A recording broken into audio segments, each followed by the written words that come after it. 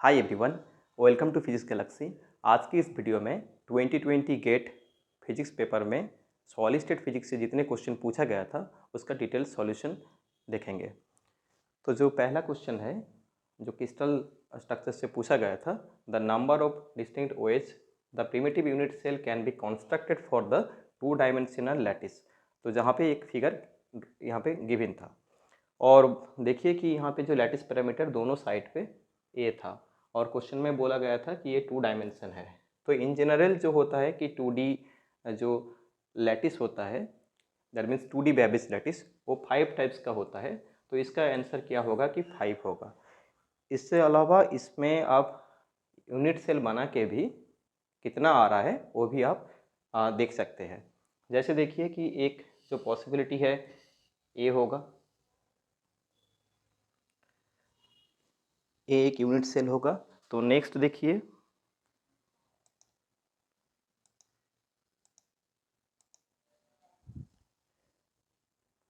कि ऐसा भी एक पॉसिबिलिटी आएगा, तो ये भी एक यूनिट सेल होगा।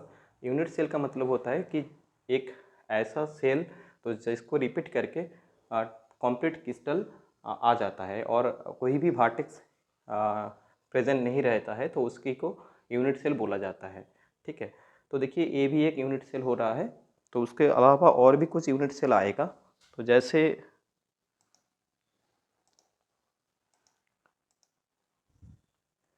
देखिए कि ए वाला एक आ रहा है 2 डायमेंशन में, और जो होगा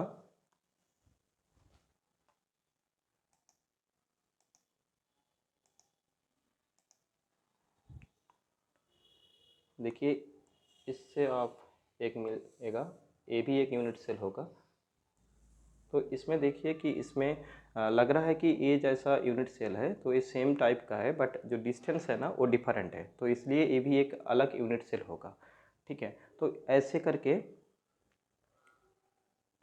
और भी एक होगा, जैसे यहाँ से लेके यहाँ तक।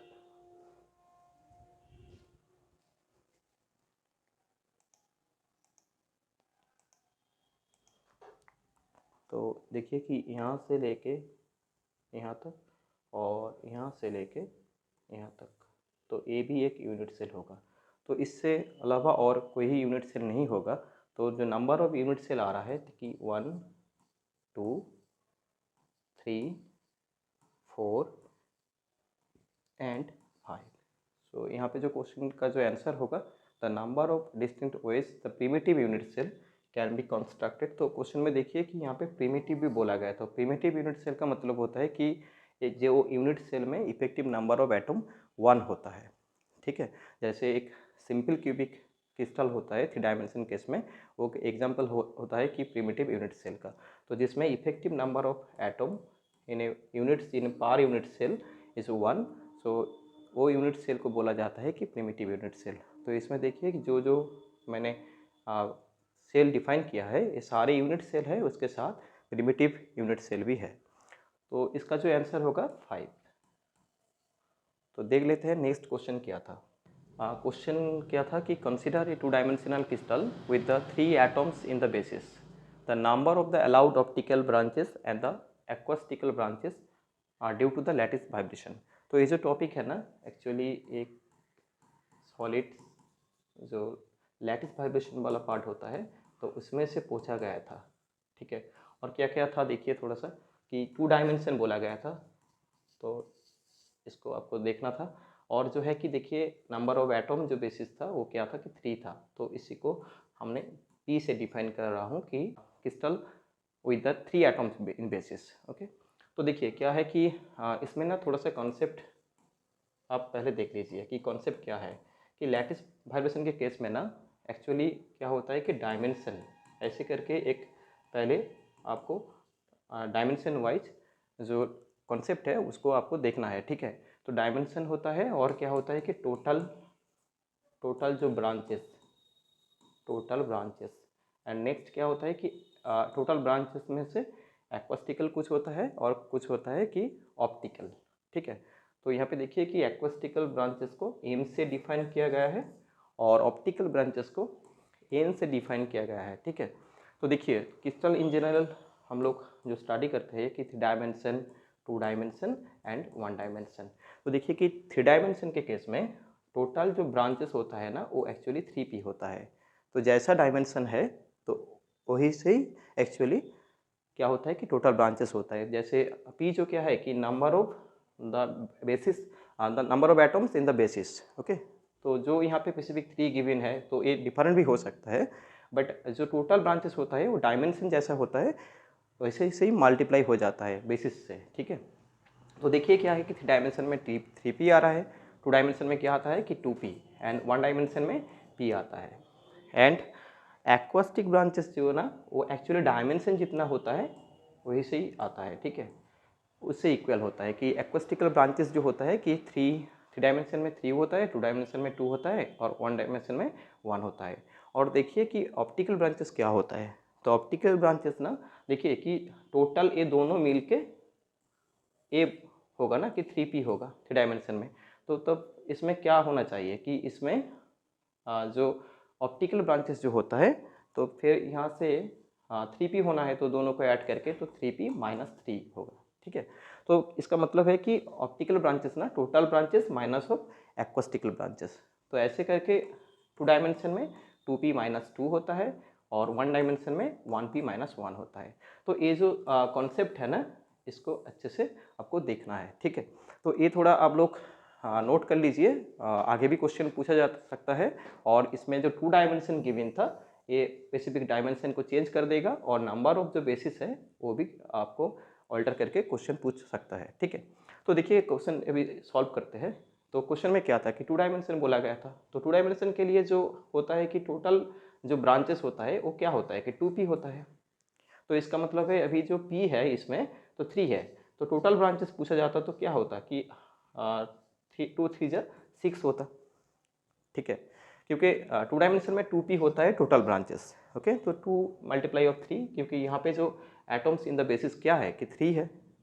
तो देखिए तो नेक्स्ट अभी आपको टोटल ब्रांचेस तो नहीं पूछा गया है, क्या पूछा गया है कि ऑप्टिकल ब्रांचेस क्या होगा। तो देखिए optical branches and acoustic branches क्या होगा।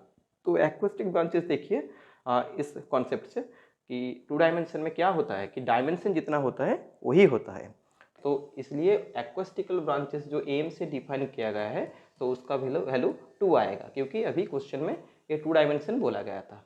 तो एम का वैल्यू क्या है कि 2 है और टोटल क्या आ रहा है कि 6 आ रहा है, 2 3 जा 6 आ रहा है टोटल ब्रांचेस। तो क्या होगा कि देखिए कि 2 डायमेंशन के केस में ऑप्टिकल ब्रांचेस जो हो रहा है 2p माइनस 2, तो इसका मतलब है कि 2p minus 2, so that means 6 minus 2, that means optical branches जो होगा, ऑप्टिकल ब्रांचेस उसको डिफाइन किया गया है स्मॉल एन से, तो उसका वैल्यू क्या होगा कि 4।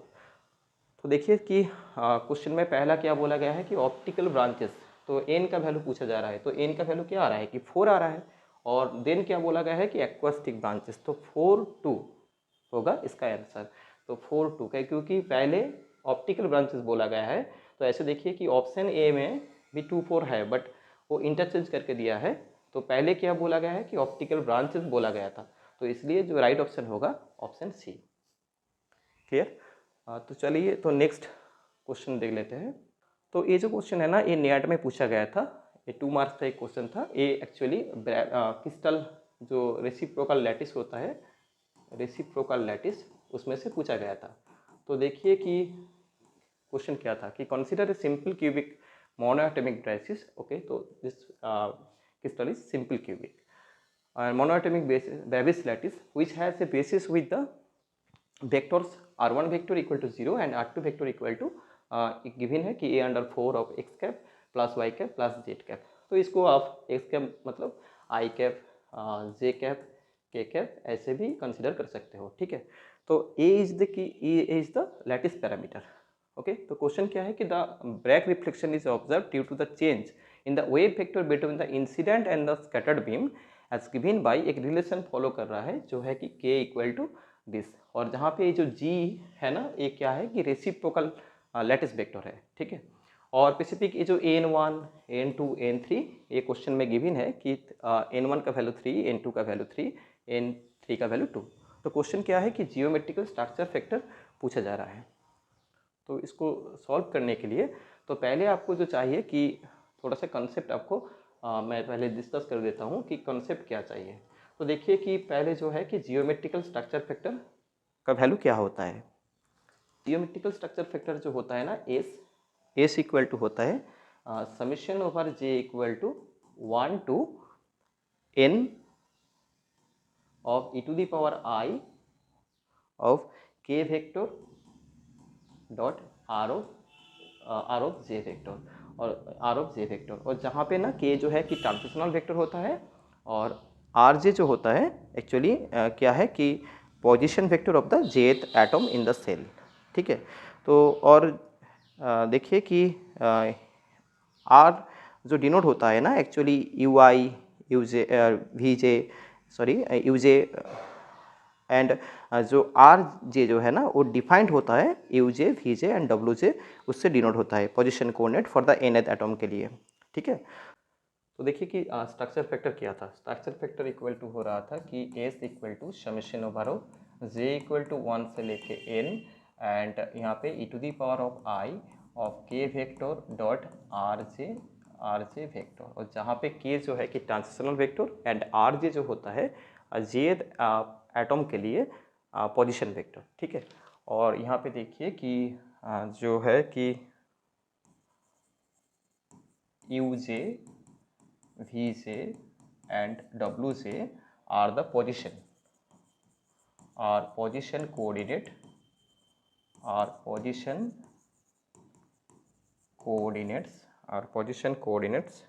of the nth atom। Okay, तो देखिए कि यहाँ पे ना उसके साथ एक गिवन है कि जो है कि ट्रांजिशनल वेक्टर क्वेश्चन में गिवन था। तो गिवन ना के vector equal to n1 of क्या था कि g1 plus n2 of g2 plus n3 of g3।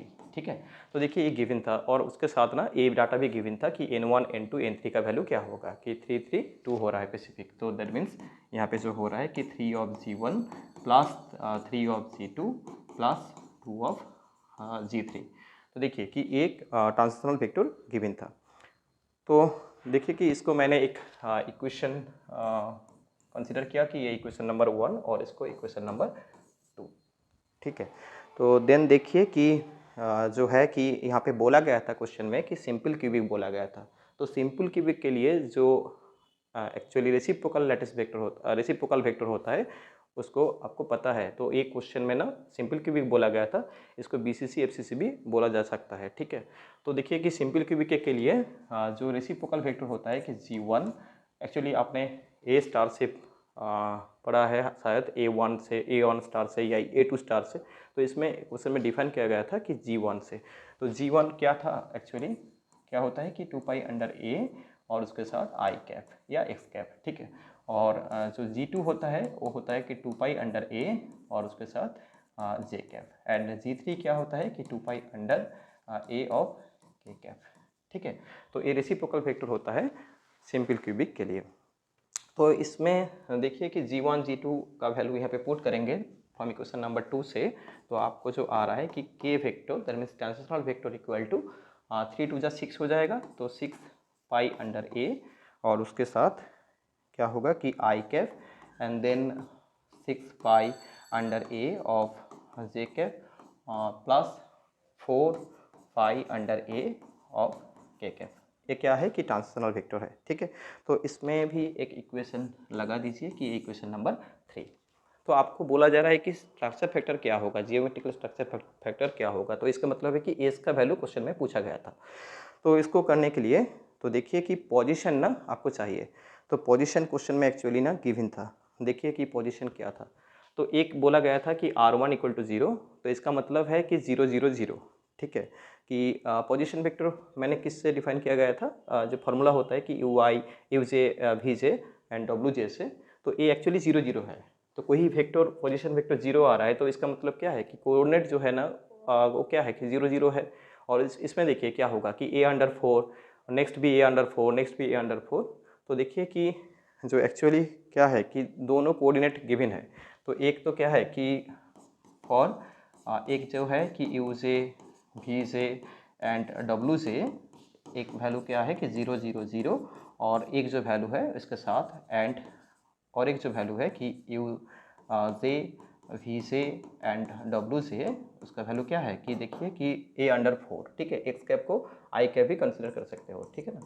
तो इसको जे कैप, इसको के कैप, तो क्या है कि तो एक जो है कि A_4, A_4 एंड A_4, बस इसको ना यहाँ पे पुट करना है, ठीक है। तो चलिए तो देखते हैं कि इक्वेशन नंबर 3 और 1 से क्या आ रहा है, ठीक है। तो देखिए कि के का वैल्यू यहाँ पे पुट करेंगे और आर का वैल्यू पुट करेंगे। तो आर क्या है, देखिए मैंने बोला था पहले कि आर जो है कि पोजीशन वेक्टर ऑफ द जेथ एटम का, ठीक है। तो फ्रॉम इक्वेशन 3 एंड 1 से, तो फ्रॉम इक्वेशन 3 एंड 1 से जो आ रहा है, देखिए कि एस इक्वल टू क्या आएगा कि ई टू दी पावर, देखिए पहले इस पोजीशन के लिए ये जो कोऑर्डिनेट है ना, पोजीशन कोऑर्डिनेट 0 0 0, तो इसके लिए क्या आएगा, एक बार तो आएगा कि आर का वैल्यू 0, ठीक है। तो 0 मतलब ए टू दी पावर कुछ भी हो तो 0 आ जाएगा कि ए टू दी पावर 0 से कुछ भी मल्टीप्लाई हो रहा है तो क्या होगा कि 0 होगा।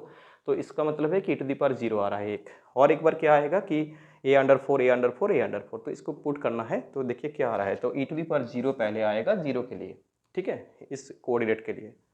और नेक्स्ट देखिए कि बचा हुआ जो टर्म है उसके लिए क्या आएगा। तो देखिए नेक्स्ट जो आ रहा है कि E to the power I of 6 pi under A और उसके साथ A_4। सो नेक्स्ट क्या आएगा कि E to the power I of 6 pi under A और उसके साथ A_4। एंड नेक्स्ट और एक आएगा कि to the power of I of, sorry this is 4 pi. देखिए ये दोनों 6 पाई है, बट लास्ट वाला जो टर्म है ये 4 पाई है, ठीक है।